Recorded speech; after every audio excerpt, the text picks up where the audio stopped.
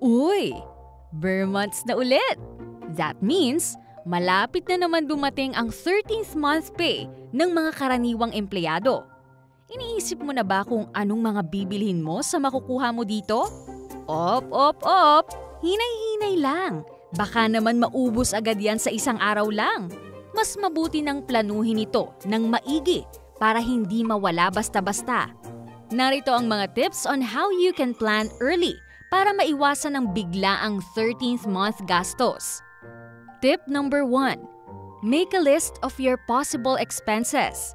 Isulat kung ano-ano ang mga expected mong pagkakagastusan tulad ng pambayad ng bills, budget sa nakaset na outing, handaan, pangregalo, at kung ano-ano pa.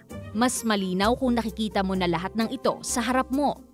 Tip number 2. Organize into needs, wants, and savings.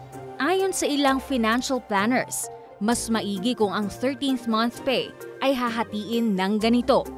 50% for needs, pambayad ng utang o bills.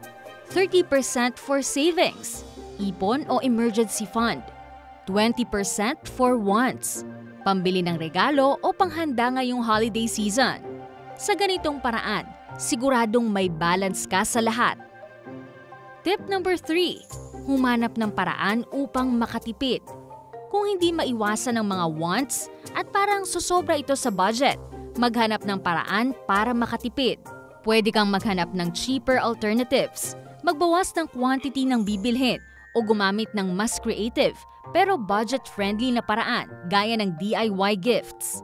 Ang pagiging matalino sa pera ay isa sa mga katangian ng lingkod ng Diyos.